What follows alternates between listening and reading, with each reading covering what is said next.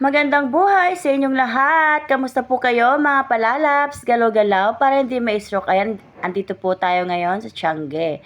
Dahil araw po ng Friday ngayon at piyesta po ngayon dito sa amin, December 3. Kaya nag-aya po ang aking mga anak na mag-rides daw po sila. Kung natatandaan nyo po, nung nakaraan punta po namin dito, kasama ko po ang aking hubby.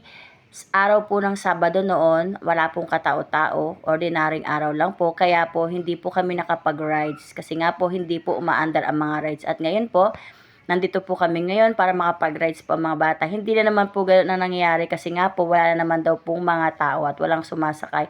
Hindi naman daw po pwedeng sumakay kung isa lang dahil sayang naman daw po ang gas. Kaya itong anak ko na babae, pinagpasyahan na lang niyang mag-ukay-ukay na lang dahil meron po siyang pera. Yung anak ko po na yan, marunong po humawak ng pera yan dahil marunong po siya magtinda-tinda sa school kaya meron po siyang hawak na pera. Namili po siya ng kanyang short at habang namimili po siya, naglakad-lakad po kami ng aking anak na lalaki. Nilibot po namin ng Tiangge at yan punta po kami dyan sa Flying Bee dahil gusto daw po niyang sumakay at yan merong bata pong naghihintay dyan guys. Dalawa lang silang gustong sumakay dahil hindi nga daw po aandar kung dalawa lang sila o isa dahil sayang nga daw po yung gas.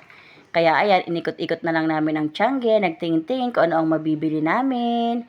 Ang dami pong mabibilhan dyan guys kapag araw ng Friday at Tuesday. May mga damit, mga laruan, mga sapatos, mga tsinelas, mga pagkain, mga prutas, kung ano-ano po makakain nyo dyan guys.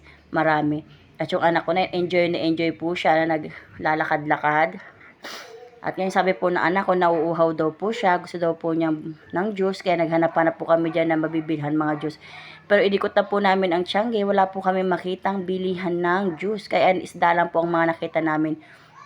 At ito si tatay, nagtitinda po siya ng daing. Nakita ko po yung paborito ko pong pusit. Kaya bumili po ako sa halagang 100, isang supot na po.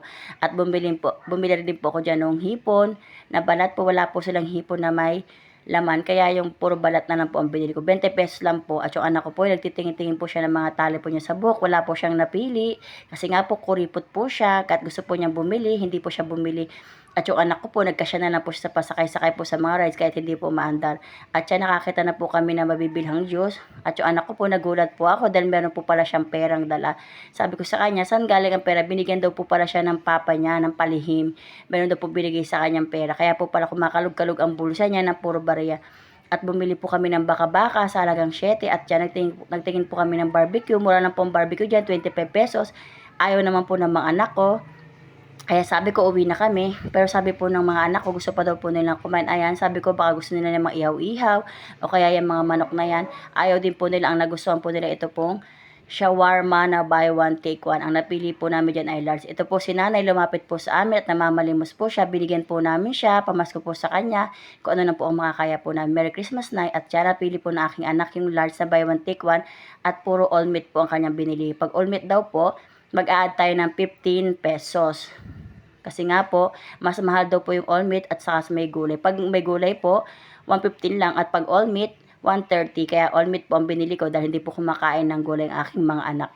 At yan, ang bilis-bilis pong ready ni kuya. At yan, habang pauwi na kami yan, may lumapit po sa aming isang napakagandang bata.